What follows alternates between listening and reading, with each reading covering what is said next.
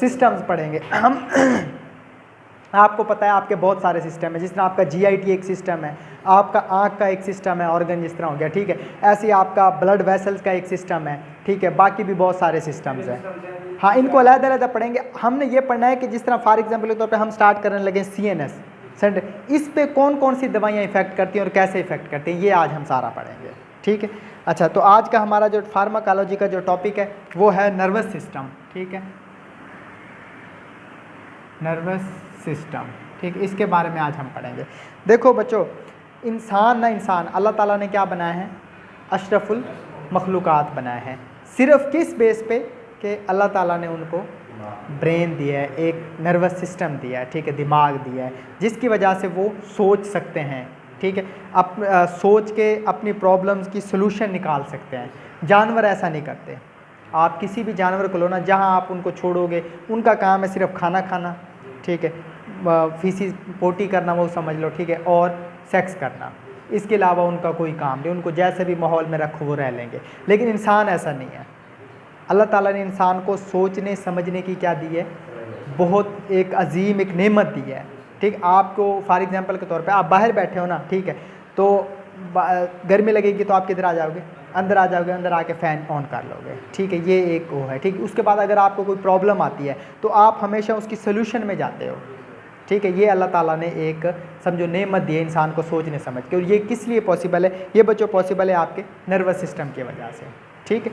आज हम वही पढ़ेंगे कि नर्वस सिस्टम क्या होता है। देखो बच्चे, हम बाकी चलो जानवरों को एक साइड पे रख देते हैं, हम सिर्फ क्योंकि हमारी जो फील्ड है उसमें हम इंसान को डिस्कस करते हैं, ठीक है, हम एक इंसान को ही डिस्कस कर रहे हैं, ठीक है। सबसे पहले तो देखो जो सेंट्रल नर्वस सिस्टम है ना, उसको वो दो चीज़ों में डिवाइड करता है, ठीक है। सबसे एक है सेंट्रल नर्वस सिस्टम और दूसरा है पेरिफेरल नर्वस सिस्टम, ठीक है। आपकी बुक पे ये टेबल भी बना हुआ है। सबसे पहले इसको हम दो में डिवाइड करेंगे, एक है सेंट्रल नर्वस सिस्टम और दूसरा आपका क्या है, पेरिफेरल नर्वस सिस्टम, ठीक है। अच्छा, आगे हम इसकी जो डिवाइड करेंगे, जो आपका सेंट्रल नर्वस सिस्टम है, देखो बच्चे इसकी दो एक चीज़ें, एक है ब्रेन, दूसरा है आपका स्पाइनल कार्ड, ठीक है। एक आपका ब्रेन आ गया, दूसरा आपका क्या आ गया, स्पाइनल कार्ड आ गया। उसकी अगर हम बात करें तो उसमें बच्चों आ जाती हैं आपकी मोटर न्यूरॉन और सेंसरी न्यूरॉन। क्या, मोटर न्यूरॉन और साथ आपके क्या आ जाती हैं, सेंसरी न्यूरॉन आ जाती है। यहाँ तक समझ आ गई है, ठीक है।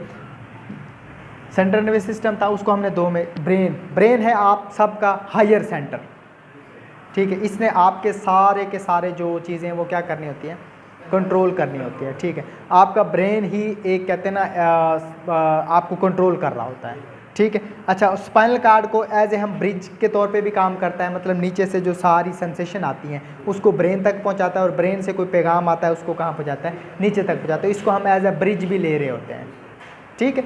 दूसरा, बहुत सारे ऐसे टास्क हैं जो आपके ब्रेन को पता किए बगैर स्पाइनल कार्ड खुद एग्जीक्यूट कर देता है।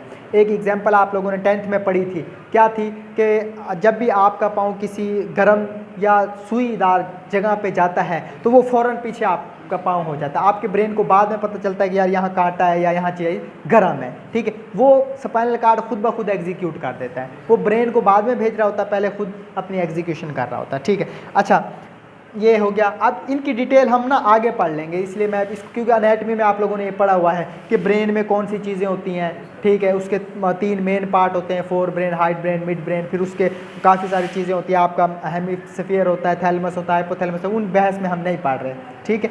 और स्पाइनल कार्ड का भी आप लोगों ने पढ़ा हुआ है कि इसमें 31 पेयर होते हैं, आपकी वो निकल रही होती है नर्व वगैरह, ठीक है। वो ये हम इस बहस में नहीं जा रहे, ठीक है। ये है एनाटॉमी का काम, वो आप लोगों ने एनाटॉमी फिजियो में अच्छे से पढ़ा हुआ है हम। अच्छा, इसकी मोटर देखो बच्चे, वो न्यूरॉन, ठीक है, जो ब्रेन से आपका पैगाम किधर लेके जाती हैं, मसल्स की या ग्लैंड की तरफ, नीचे की तरफ लेके जाती हैं। सिंपल समझाने के लिए मैं आपको बता रहा हूँ, हाँ, बॉडी की तरफ लेके जाती है, वो कौन सी होती हैं, मोटर न्यूरॉन होती हैं, ठीक है। और सेंस से ही समझ आ गई कि जो सेंसिस को, आपकी सेंसिस को ब्रेन की तरफ ले जाती हैं, वो क्या होती हैं, सेंसरी न्यूरॉन होती है, ठीक है। इसमें इसने थोड़ा सा इसको यानी कि समझ लेंगे डिवाइड किया हुआ है। मोटर न्यूरॉन, एक है सोमैटिक नर्वस सिस्टम, ठीक है, दूसरा है आपका ऑटोनोमिक नर्वस सिस्टम, सोमैटिक और ये है ऑटोनॉमिक नर्वस सिस्टम। ठीक है, ये आपके दो चीज़ें। ठीक है, अब सोमैटिक को हम ज़्यादा डिस्कस नहीं करते क्योंकि ये आपके कंट्रोल्ड होता है। आपने फॉर एग्जाम्पल तो पानी पीना है ना, आपने गिलास उठाया, मुंह की तरफ ले गए, जितना पीना है उतना आपने उसको टिल्ट किया, फिर पी लिया, उसके बाद रख दिया। ये प्योरली आपके कॉन्शियस में है। ठीक है, आपने चलना है, आपने 4 कदम चलना है, 10 कदम चलना है, ये भी सारा आप क्या है आपके कॉन्शियस में है, तो कोई इसमें मसला नहीं है। लेकिन जो ऑटोनॉमिक नर्वस सिस्टम है उसमें आगे दो डिवीजन होती हैं, एक होता है सिंपैथेटिक, ठीक है, दूसरा होता है पैरासिम्पैथेटिक। ठीक है, अब जो सिंपैथेटिक होता है ना, वो उसको सिंपल मैं समझाने के लिए बता रहा हूँ कि वो होता है बच्चों आपकी सिंपैथी से रिलेटेड। फॉर एग्जांपल आपके पीछे कुत्ता लग गया, आप क्या करोगे? भागेंगे। तो कौन सा सिस्टम जो आपके साथ सिंपैथी करेगा ना, आपको बचाएगा। अगर आप खड़े रहोगे तो कुत्ता आपका हाल बुरा कर देगा। ठीक है, तो इसलिए जो सिंपैथेटिक सिस्टम है उसे हम कहते हैं ये आपके साथ सिंपैथी कर रहा होता है। ये कह रहा होता है कि अगर फॉर एग्जांपल आपके पीछे कोई चोर लग गया या कुत्ता लग गया या कोई और खौफ की कंडीशन, तो ये एक्टिवेट हो जाता है। जब ये एक्टिवेट होता है तो ये आपके सारे वो आर्गन को एक्टिवेट करता है जो आपको भागने, लड़ने, उड़ने में मदद देते हैं। ठीक है, ये क्या करेगा, आपकी आँखों की जो प्यूपल है उसको ओपन कर देगा ताकि ज़्यादा से ज़्यादा लाइट इंटर हो सके। आप जब भाग रहे होते हो, देखो जब हम खड़े हैं ना तो हम की चीज़ें आराम से नज़र आ रही, जब आप भागते हो तो उनका एंगल बनाना बड़ा मुश्किल होता है, इसलिए ज़्यादा लाइट इंटर होगी ताकि आपको ज़्यादा नज़र आ सके। ठीक है, आपके मसल्स की तरफ ब्लड वेसल ज़्यादा हो जाएगा ताकि आप भाग सको। ठीक है, अब दूसरा है पैरासिम्पैथेटिक, ये होता है बिल्कुल रिलैक्स माहौल वाला। आपने रोटी खाई है, ठीक है, एसी लगा हुआ है 16 डिग्री सेंटीग्रेड पे, सोफे अच्छे से या नीचे कालीन बिछा हुआ है, बस ये सिस्टम एक्टिवेट हो जाएगा।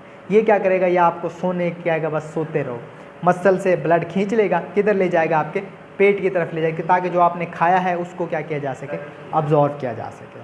ठीक है, ये एक ना छोटा सा, ये समझो कि आपका एक ब्रीफ सा ना मैंने आपको ओवरव्यू दे दिया आपके सेंट्रल नर्वस सिस्टम का।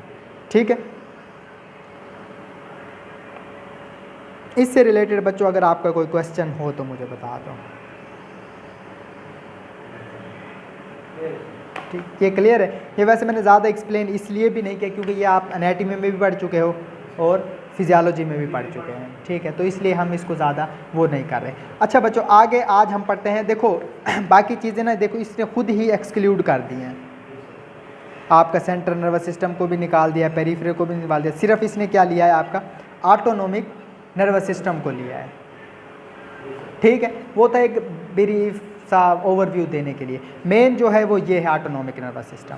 ठीक है, इसके बारे में हम आज पढ़ेंगे। ठीक है, अब वो कहता है कि जो ऑटोनॉमिक नर्वस सिस्टम है, endocrine coordinate the regulation and integration of the bodily function. ये आपके बॉडी के काफ़ी सारे फंक्शन को कोऑर्डिनेट करता है और क्या करता है, रेगुलेट कर रहा होता है। ठीक है, ज़्यादातर जो इसका मतलब, वैसे तो आपके तकरीबन तमाम यानी कि जो आर्गन्स हैं या विसराज हैं उनके साथ इनका क्या होता है, ताल्लुक होता है, लेकिन जो विसरल फंक्शन है ना उनको ये मेनली रेगुलेट कर रहा होता है।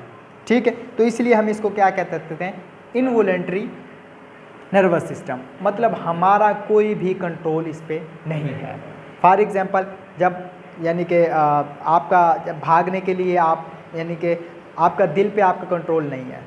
ठीक, आपका ब्लड पे आपका कंट्रोल नहीं है कि किस आर्गन में ज़्यादा जाएगा, किस में कम जाएगा। नीचे, हाँ, यहाँ तक आपके एसोफेगस तक कंट्रोल होता है, उसके बाद खाने का आपका कोई कंट्रोल नहीं। दिल का आपका कोई, सांस का भी आपका कंट्रोल नहीं है। हम चंद एक मिनट के लिए तो अपना सांस रोक सकते हैं, ज़्यादा नहीं रोक सकते। ठीक है, तो इसलिए आपका बहुत सारे जो विसरल फंक्शन है ना वो हमारे कंट्रोल में नहीं है, वो फिर किसके ज़िम्मे है, ऑटोनॉमिक नर्वस सिस्टम में। ठीक है, अच्छा अब हम ना इसकी बेसिक्स पढ़ेंगे कि न्यूरॉन क्या होता है। देखो बच्चे, हर चीज़ का ना, जिस तरह आप ये एक रूम बना हुआ है, ठीक है, इसका बेसिक यूनिट क्या है, इस रूम का ईंट, शाबाश। इसी तरह जब भी कोई चीज़ बिल्टअप करते हैं ना तो उसका एक बेसिक यूनिट होता है।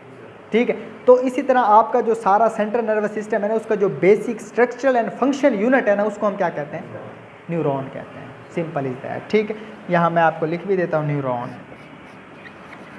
Structural and function unit of the central nervous system is called, या सेंट्रल ना कहो आप, सिर्फ नर्वस सिस्टम कहो, उसे हम क्या कहते हैं, न्यूरॉन कहते हैं। ठीक है, अब न्यूरॉन में देखो ना, जिस तरह आपने एक सेल पढ़ा है उसके अंदर न्यूक्लियस भी होता है, बाकी क्या होती हैं आपकी ऑर्गेनेलीज वगैरह भी होती है। सेम इसी तरह भी ये एक सेल है, इसके अंदर न्यूक्लियस भी है और बाकी आपकी ऑर्गेनेलीज है। कुछ ऐसी ऑर्गेनेलीज हैं जो बाकी सेल्स में नहीं पाई जाती, जो इसकी खसूसियात को क्या करती हैं, डिफाइन करती हैं। वो सारी चीज़ें हम आगे पढ़ लेंगे। ये स्ट्रक्चर आपको नज़र आ रहा होगा, ठीक है। अब स्ट्रक्चर में ये देखो, ये एक पूरा न्यूरॉन बना हुआ है, ठीक है। इसमें अगर एक साइड से लो तो डेंड्राइड्स हैं आपके, छोटे छोटे से नज़र आ रहे हैं आपको, ठीक है। और ये नीचे आपकी सेल बॉडी है जिसके अंदर न्यूक्लियस पड़ा हुआ है, ठीक है। और एक लंबी ये एक तार निकली हुई जिसे हम क्या कहते हैं, एक्सॉन कहते हैं, ठीक है। और उसके ऊपर यानी कवरिंग, जिस तरह आप तार नहीं होती उसके ऊपर हम कवरिंग कर देते हैं, तो इस तरह इसके ऊपर भी क्या होती है, कवरिंग होती है, जिसे हम क्या कहते हैं, माइलिन शीथ कहते हैं,